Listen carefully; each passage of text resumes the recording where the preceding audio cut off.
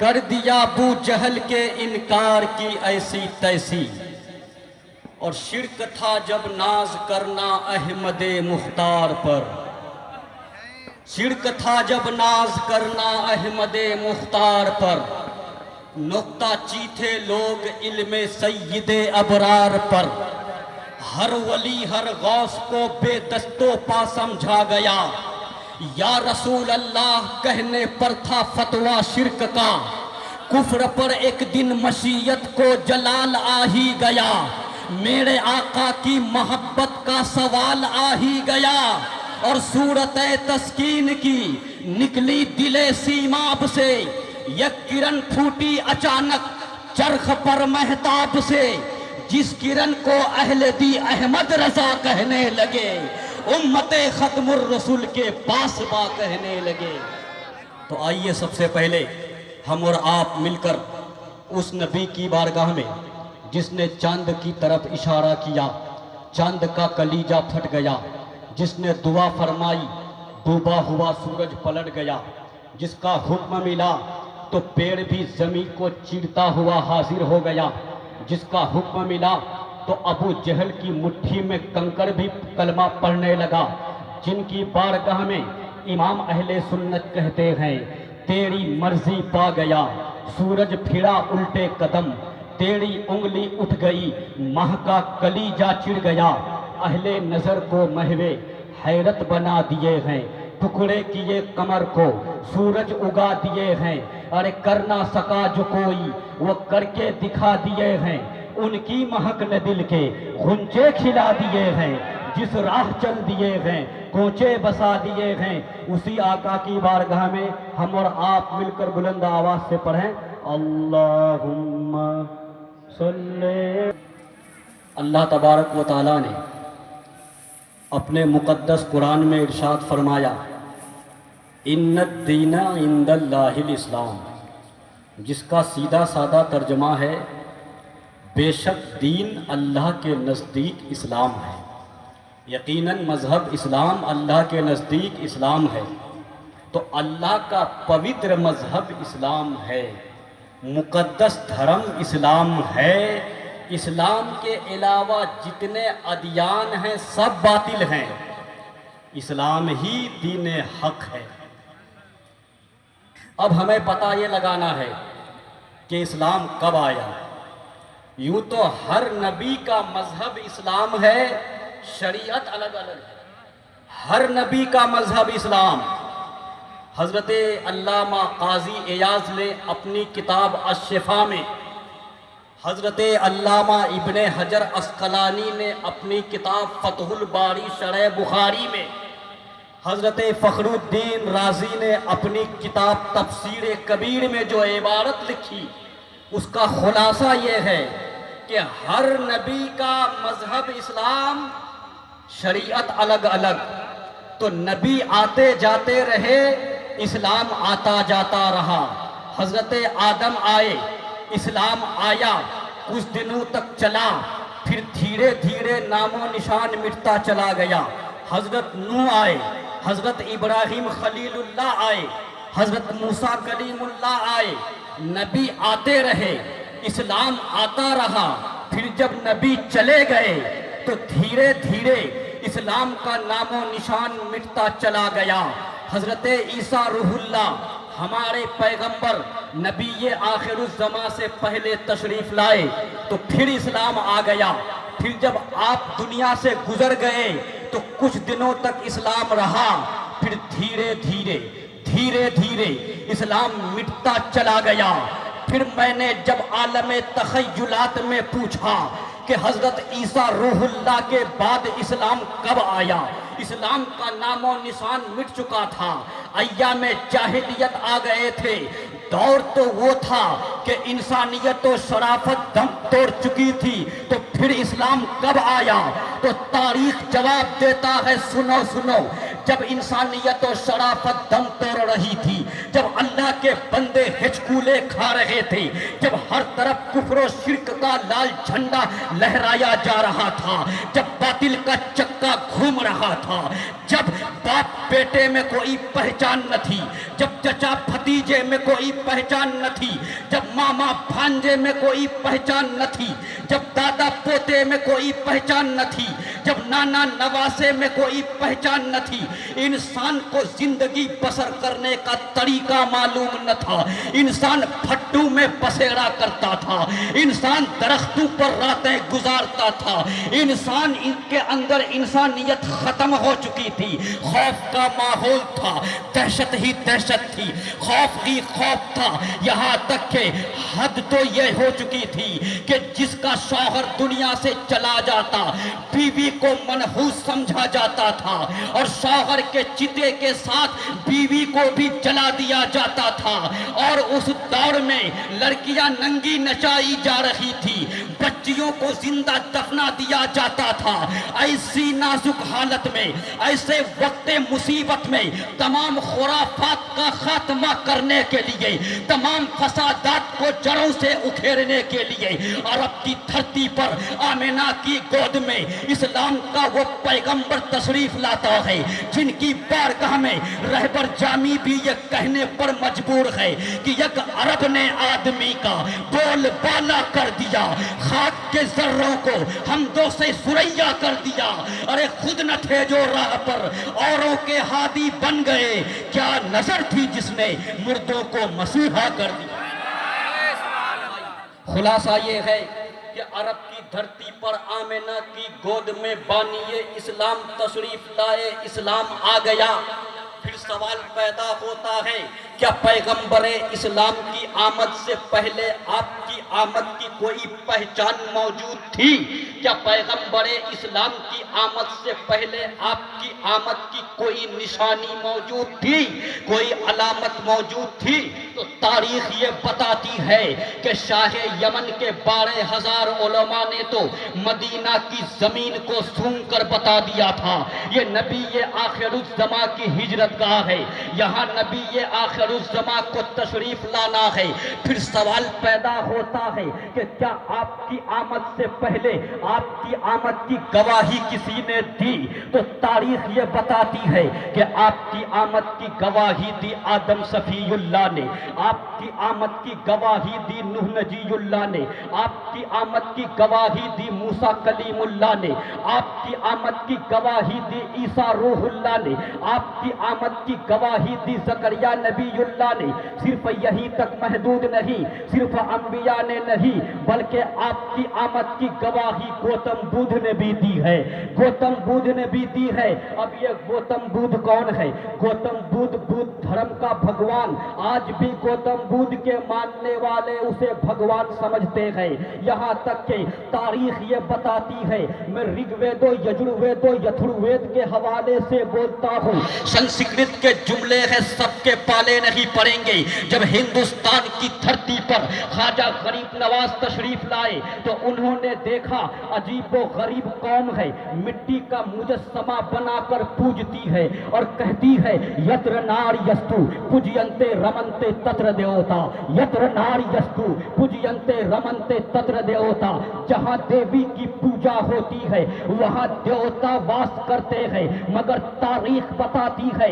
کہ خواجہ معین الدین چشتی نے تلوار کی طاقت پر اسلام نہیں پھیلایا، اگر پھیلایا تو اخلاق کی طاقت پر اسلام پھیلایا ہے۔ تو میرے کہنے کا مقصد یہ ہے کہ سنسکرت کی زبان بہت پہلے سے ہے، اس میں لکھا ہے، رگ وید و یجروید کے اندر موجود ہے کہ گوتم بدھ کے دربار میں ایک غلام رہتا تھا جس کا نام نندا تھا۔ ایک مرتبہ نندا نے گوتم بدھ سے پوچھا، اے میرے آقا، جب آپ دنیا سے چلے جائیں گے سنسار کو شکشا کون دے گا، لوگوں کو تعلیم کون دے گا، دنیا کو سمجھائے گا کون؟ تو قابل غور ہے، سننے کے لائق ہے۔ اس وقت گوتم بدھ نے جواب دیا تھا، اے میرے پیارے غلام نندا، سنو سنو، اس بھومی پر آنے والا نہ تو میں پہلا بدھ ہوں نہ آخری بدھ ہوں، بلکہ اس سرزمین پر ایک بدھ اور آئے گا، جو संसार کو शिक्षा देगा, जो लोगों को तालीम देगा, जो दुनिया को समझाएगा। तो नंदा ने पलट कर पूछा, ऐ मेरे आका, हम उस बुद्ध को पहचानेंगे कैसे? उनकी निशानी क्या होगी, उनकी अलामत क्या होगी? तो गौतम बुद्ध ने जवाब दिया, ऐ मेरे प्यारे गुलाम नंदा, सुनो सुनो, उस आने वाले बुद्ध का नाम मीतरिया होगा। अब ये मीतरिया क्या है? मीतरिया संस्कृत का एक पवित्र शब्द है, संस्कृत का एक मुकद्दस लफ्ज है, जिसका माना है हिंदी में दयालु, उर्दू में मेहरबान, यानी रहमत वाला। अब मैंने कुरान को दाएं हाथ में लिया और मुखातब करके पूछा, ऐ कुरान, तेरी अजमत पर जामिया का बच्चा बच्चा कुर्बान, ये बता वो रहमत वाला कौन है जिसका जिक्र गौतम बुद्ध ने किया? वो रहमत वाला कौन है जिसका तज़किरा गौतम बुद्ध ने किया? वो मीतरिया कौन है जिसका बयान गौतम बुद्ध ने दिया? तो कुरान कहता है, वो मा अर्सलनाका इल्ला रहमतल लिल आलमीन,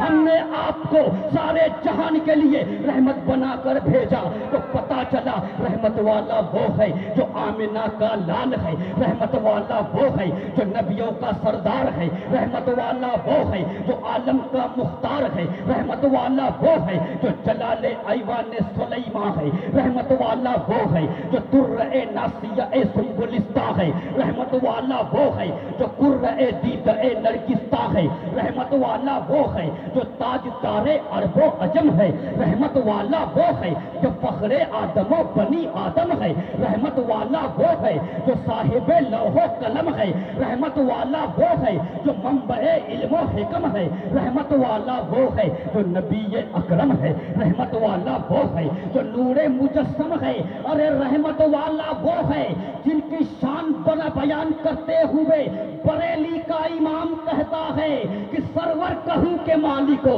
मौला कहूँ तुझे, बाटे खलील का गुले सेबा कहूँ तुझे, तेरे तो वस्फ ऐबे तनाही से है बरी, है राहू में शाह क्या क्या कहूँ तुझे, लेकिन रजा ने खत में सुखन इस पे कर दिया, खालिक का बंदा खल्क का आका कहूँ तुझे। मेरे भाई, इस्लाम अरब की धरती पर आया, पूरी दुनिया में फैलता चला गया, और तारीख तो ये बताती है कि रसूल के ज़माने ही में इस्लाम भारत में आ चुका था, लेकिन इस्लाम पर हमला बहुत हुआ, हमला बहुत हुआ। जब कभी इस्लाम पर हमला हुआ तो इस्लाम को बचाने के लिए मोहम्मद बिन कासिम आए। इस्लाम पर कभी हमला हुआ, बचाने के लिए ख्वाजा मोइनुद्दीन चिश्ती आए।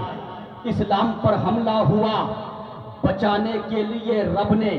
मसूद सालार गाजी को भेजा। इस्लाम पर हमला हुआ, साबिर कलियरी को भेजा। इस्लाम पर हमला हुआ, सिराजुल हक आईन ए हिंद को भेजा। इस्लाम पर हमला हुआ, मखदूम सिमनानी को भेजा। मगर एक दौर वो आया कि जब दो अंग्रेज बरेली की सरजमीन पर आए, आला हजरत से मुनाजरा शुरू कर दिया। कहने लगा, ऐ बरेली का मौलाना, तुम्हारी हदीस में है